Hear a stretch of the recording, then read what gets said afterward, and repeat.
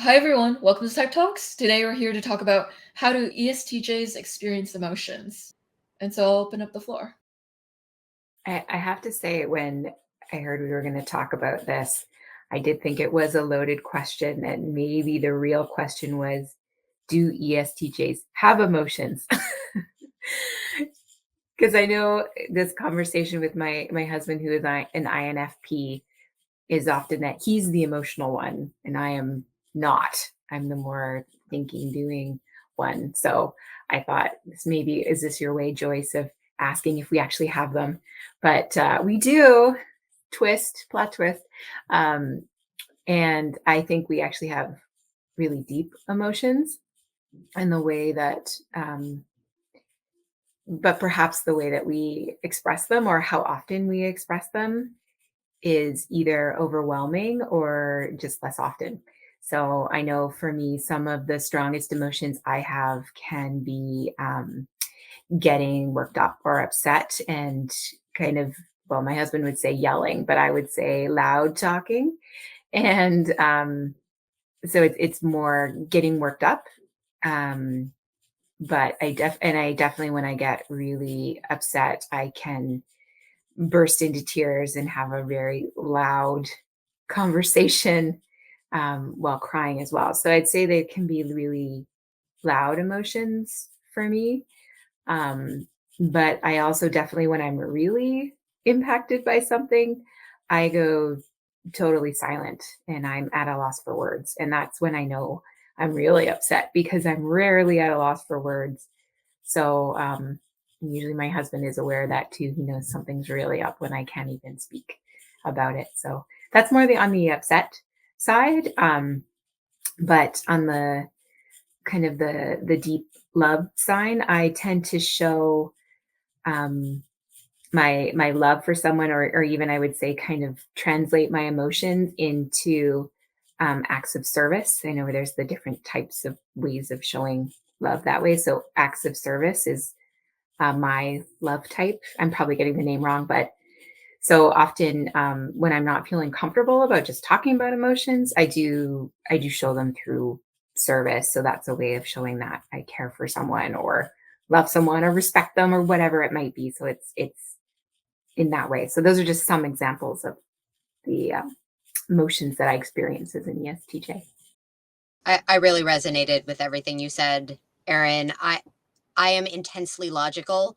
Like, my go-to place is logic, and I don't very naturally kind of tap into or show necessarily my emotions.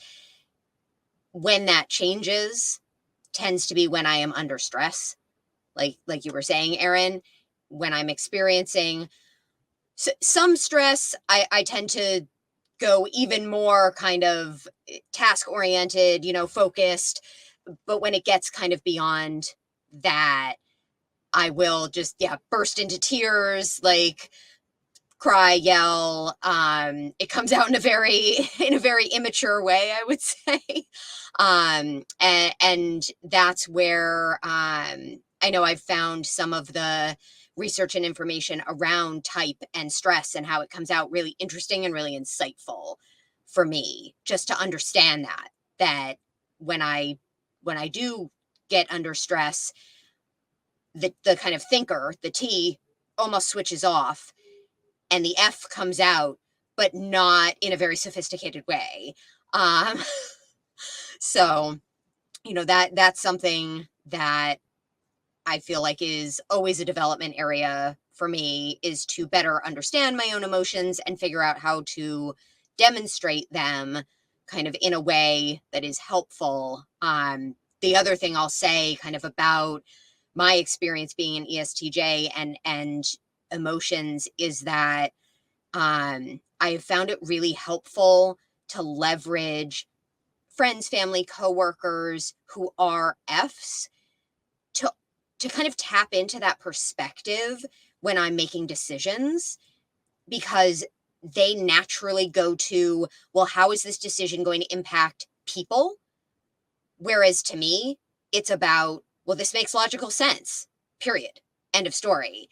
And so that is a strategy I have used just kind of in the realm of kind of emotions and feeling, I would say, especially at work, where I will tap into my feeler coworkers and say, hey, this is what I'm thinking about this project or this decision. Like, what do you think? And really what I'm saying is, what do you feel about that? I think in this realm, I have always struggled. And I've learned, actually, I think it's because truly, to be very clear, that up until I was 42 years old, I was just surrounded by mostly introverted feelers. And so I didn't even have the other side of the coin. And I feel very strongly about this because I have learned the hard way about whether or not feeling good enough it has been something that I could ever really achieve. Now, granted, I'm an ESTJ that's been through trauma. So I was put up for, I was put in foster care system when I was 6 years old. And so you just get to the point where you get to the point where you do wonder if you're good enough. So my emotions tend to always come around, my negative ones tend to always come around when I don't feel like I'm being good enough, useful enough. If I haven't accomplished what I need to accomplish, or if I actually can take constructive feedback, because I'd rather hear it so that I can be better than not hear it. But I do resonate with going quiet. I will go quiet, and mostly because I don't want to come off extremely harsh when I start speaking. And I don't know how to always say it in a nice, it's very usually extremely direct. But ESTJs, for as much as everyone says how we're thinkers, yes, we're thinkers, we're extroverted thinkers, we get things done, but we're really feelers too, because all we talk about is our values. And so a lot of what we do in our life is aligned with our values and our feelings about things. And so now that I'm almost, my friends, I would say that there's almost been this idea that I'm in this midlife crisis at this point as a human and as an ESTJ. But what really has only happened to me is that I have made changes in my life that have brought in kind of other views and other ways of acting. Being around an extroverted feeler all the time is completely different. It gives you a different flavor of life.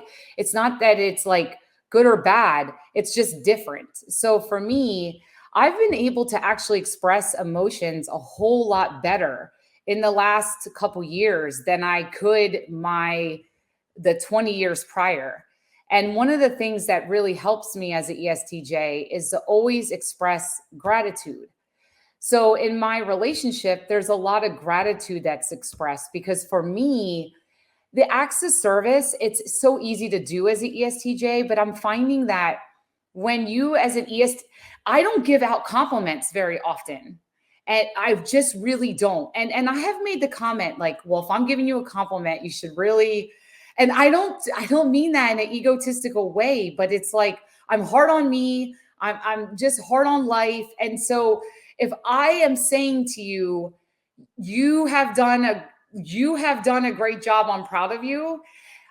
To be honest with you, I have heard the comment so many times, Wendy, you would be proud of me. And I'm like, oh my goodness, do I give this impression? But my point is, for me personally and my emotions, that's where I've been really able to grow, because I tend to just look at what's going wrong all the time, what's going wrong. So, and I get stressed out, and my emotions will come out in those situations.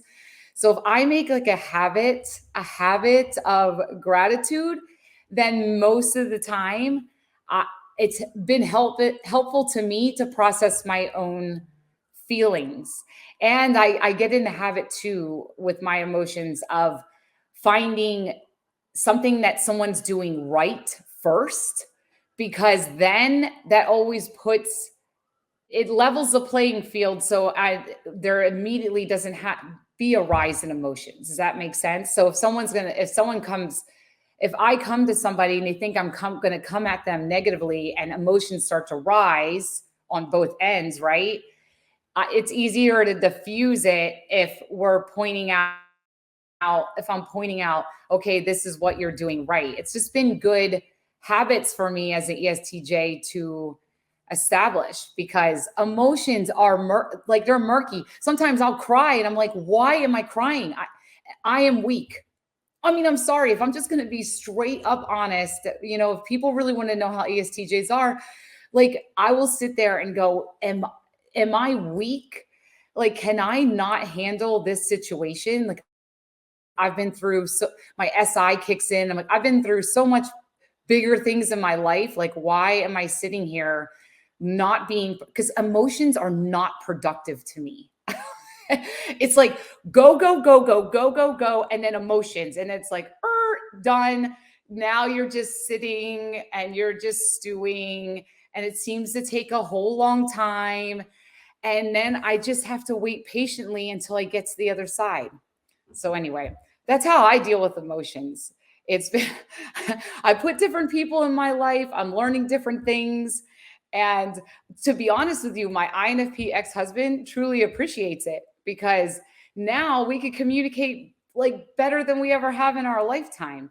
So that's how I personally handle emotions. I think emotions, they can get very difficult. I believed it was a loaded question and almost a trick question for us.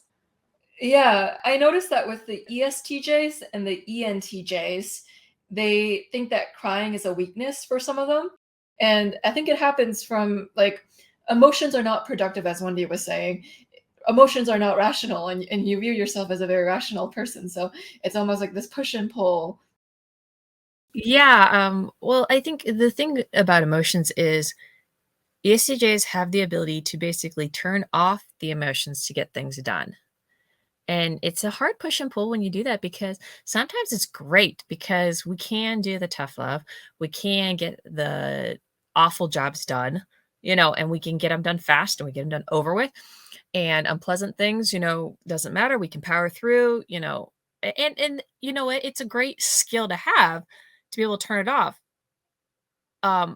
But that doesn't, and the reason why we turn off the emotions is because we need that sense of closure of having gotten the stuff done. We need that sense of closure of having been productive through it. And turning off your emotions, particularly if you're talking about something you don't want to be doing, is really helpful to get that stuff done. I mean, I'm sorry, I can't cry and get stuff done as well at the same time. So it's just a lot easier just to turn off those emotions and get the stuff done, and then I'll cry later. Or sometimes it's a matter of, it's not just crying later. Sometimes it's a matter of, I'm not happy while doing the job, but I'm really happy when I'm done with it, because I liked the job. I liked the results of the job. We got this thing done, and now I'm really happy that, it was a job well done. We did it well, but a lot of times the emotions don't come till afterwards. But I wouldn't say we're not emotional people. I think it's just the difference is we know how to turn it off in the middle of doing tasks. And then afterwards it comes back. Because I think we experience the full range of pleasure, happiness, joy, sorrow, frustration, for doing things. It's just we don't tend to acknowledge that part of ourselves while we're in the middle of doing something. And particularly if we're in the middle of doing something difficult or unpleasant, then we're really going to avoid all the emotions that come along with that, because they're incapacitating to getting it done, and we'd rather just have this thing done and over with. So we're going to turn those off for the moment. I have worked in McDonald's, which is a service industry, for years. I've always pretty much worked on service side, dealing with customers. And as much as I am trying to go fast and get my stuff done so I can hand, the food to the customers as fast as possible, I still have to balance that sense of, okay, but we need to smile, and I need to encourage my coworkers to that they did a good job. I need to, show concern if there's something wrong. But really, those are learning to show emotions while I'm working at a furious pace is something that I had to learn to do, you know, and it wasn't a bad thing to learn to do. And it's still something I have to work on now. And it's definitely one of those things that it's easier to learn to work on to do if you have somebody who will help you with that, as in tell you, hey, yeah, we're busy, but still say thanks, smile while you're do this, these are the things, and so it's very helpful. So it's not that we don't have emotions, because I would say I experience a full range of emotion. I experience pleasure over getting things done or frustration over getting things done. I think it's just that I have the great tendency when I'm in the middle of doing something, if it seems like it's work, of turning those off. Now, that's not the same as like if I'm doing like, if I'm playing a board game, that's not really work. My emotions are allowed to flow through the board game. My frustration over a bad hand, or my joy over getting a good hand, or whatever, a token well played. We have those emotions. I think it's just it's so easy for us to turn off the emotions that a lot of times we don't give grace to other people who can't do that while they're trying to get stuff done. And we don't know how to deal with that for other people. So that then becomes frustrating. And when we get frustrated, we turn off the emotions because we can't deal with it then, because it stops us from getting our stuff done. And we so very much like getting stuff done that we're going to turn them off to get it done. And so it's an interesting balance point. And it definitely one of those things I've come to realize afterwards, going, you know what? I've embraced the side of myself where I turn off my emotions and get stuff done. I've learned to embrace that. I've learned to power through it. But then I've also learned to realize afterwards, it's really okay to let those emotions out. It's okay afterwards, it